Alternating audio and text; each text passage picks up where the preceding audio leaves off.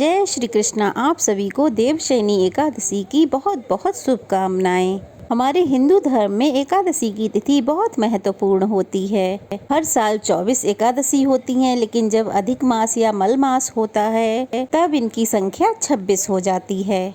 और आषाढ़ मास के शुक्ल पक्ष की एकादशी को ही देवशयनी एकादशी कहते हैं। सूर्य देव के मिथुन राशि में आने पर यह एकादशी आती है और इसी दिन से चातुर्मास का आरंभ हो जाता है। इस दिन भगवान विष्णु क्षीर सागर में शयन करते हैं और फिर लगभग 4 महीने के बाद सूर्य के तुला राशि में जाने पर उन्हें उठाया जाता है। जिस तिथि को इन्हें उठाया जाता है उसे देव उत्थान एकादशी के नाम से जाना जाता है। तो आज के वीडियो में आप सुनेंगे देवशयनी एकादशी की व्रत कथा। एकादशी के दिन व्रत के नियमों का पालन करने के साथ साथ कथा का भी बहुत महत्व होता है। मान्यता है कि देवशयनी एकादशी का पाठ करने से और सुनने से समस्त मनोकामनाएं पूर्ण हो जाती हैं और भगवान श्री कृष्ण का आशीर्वाद भी प्राप्त होता है। देवशयनी एकादशी की कथा का वर्णन स्वयं भगवान श्री कृष्ण ने किया है। शास्त्रों के अनुसार भगवान श्री कृष्ण ने इस वृतांत को देवराज युधिष्ठिर को सुनाया था। पौराणिक कथा के अनुसार सतयुग में मानधाता नाम के एक चक्रवर्ती राजा हुआ करते थे। राजा के राज्य में समस्त प्रजा सुखी थी। एक बार उनके राज्य में 3 साल तक वर्षा नहीं होने के कारण भयंकर अकाल पड़ गया। अकाल से चारों ओर त्राहिमाम मच गई।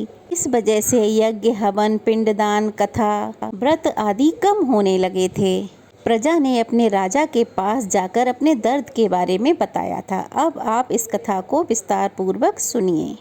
धर्मराज युधिष्ठिर ने आषाढ़ मास के योगिनी एकादशी के महात्म्य को सुनने के बाद भगवान श्री कृष्ण से कहा, हे जनार्दन, आषाढ़ मास के शुक्ल पक्ष की एकादशी का क्या व्रत है? इस दिन किस देवता की पूजा होती है और इस व्रत का क्या विधान है?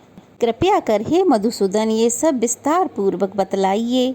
तब भगवान कृष्ण कहने लगे, धर्मराज, एक बार देव ऋषि नारद ने श्री ब्रह्मा जी से यही प्रश्न पूछा था। तब ब्रह्मा जी ने कहा, हे नारद, तुमने कलयुग में प्राणी मात्र के उद्धार के लिए सबसे श्रेष्ठ और उत्तम प्रश्न पूछा है, क्योंकि एकादशी का व्रत सभी व्रतों में उत्तम होता है।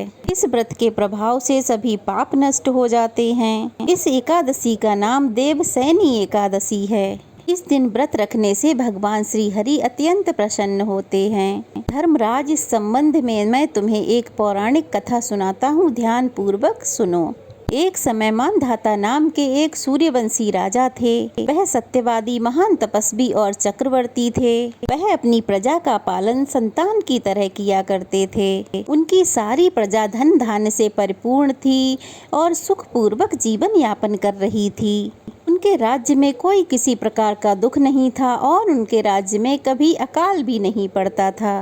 कभी किसी प्रकार की कोई प्राकृतिक आपदा नहीं आती थी। किंतु ना जाने क्यों उनसे देव रुष्ट हो गए। ना मालूम राजा से क्या भूल हो गई कि एक बार उनके राज्य में भीषण अकाल पड़ गया और प्रजा अन्न की कमी के कारण अत्यंत दुखी रहने लगी। राज्य में होने वाले सभी यज्ञ बंद हो गए। अकाल से पीड़ित प्रजा एक दिन दुखी होकर अपने राजा के पास जाकर प्रार्थना करने लगी कि हे राजन, समस्त संसार की मुक्ति का आधार वर्षा है और इसी वर्षा के अभाव में राज्य में भीषण अकाल पड़ गया है और अकाल से प्रजा भूखों मर रही है। हे नरेश, आप कोई ऐसा उपाय कीजिए जिससे हम लोगों का कष्ट दूर हो सके। अगर जल्दी ही इस अकाल से मुक्ति ना मिली तो बस होकर प्रजा को किसी दूसरे राज्य में शरण लेनी पड़ेगी। प्रजा का दुख और बात सुनकर राजा कहने लगे, आप लोग सत्य कह रहे हैं। वर्षा ना होने के कारण आप लोग बहुत दुखी हैं।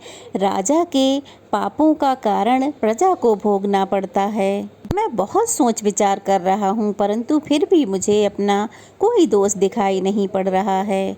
आप लोगों के कष्ट को दूर करने के लिए मैं बहुत उपाय कर रहा हूँ, परंतु आप लोग चिंतित मत होइए, मैं इसका कोई ना कोई उपाय अवश्य ही ढूंढ निकालूंगा।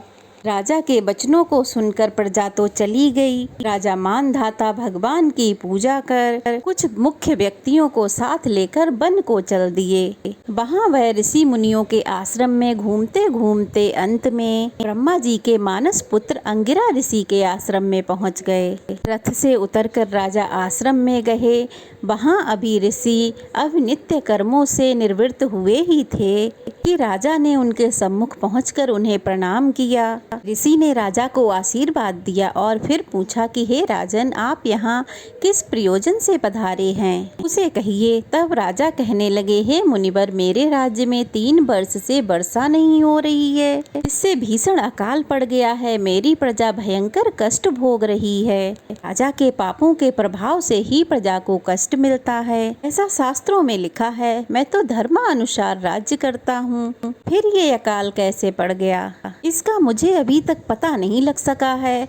तो इसीलिए इस संदेह की निवृत्ति के लिए मैं आपके पास आया हूँ। मुनिवर, कृपया आप मेरी समस्या का निवारण कर मेरी प्रजा के कष्टों को दूर कीजिए। राजा से सारा वृतांत सुनने के बाद ऋषि कहने लगे कि हे राजन, इस सतयुग में धर्म के चारों चरण सम्मिलित हैं।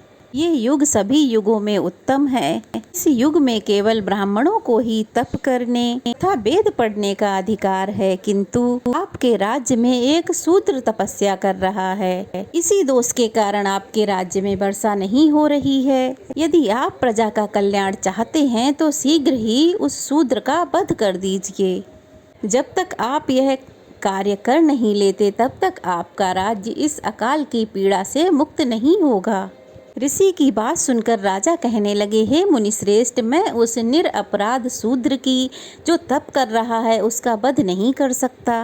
किसी निर्दोष की हत्या करना मेरे नियमों के सर्वथा विरुद्ध है और मेरी आत्मा इसे किसी भी स्थिति में स्वीकार नहीं करेगी। मुनिवर, आप इस दोष से मुक्ति का कोई दूसरा उपाय हो तो बताइए। राजा को विचलित देखकर ऋषि कहने लगे कि हे राजन, यदि आप ऐसा ही चाहते हो तो आषाढ़ मास के शुक्ल पक्ष की देवशयनी एकादशी का विधान पूर्वक व्रत रखो। इस व्रत के प्रभाव से तुम्हारे राज्य में वर्षा होगी और प्रजा पुनः सुखी हो जाएगी, क्योंकि इस एकादशी का व्रत समस्त सिद्धियों को देने वाला है और कष्टों से मुक्ति देने वाला है। ऋषि के इन वचनों को सुनकर राजा अपने राज्य को वापस आ गए और विधान पूर्वक देवशयनी एकादशी का व्रत किया। व्रत के प्रभाव से राजा के राज्य में खूब वर्षा हुई और प्रजा को अकाल से मुक्ति मिल गई।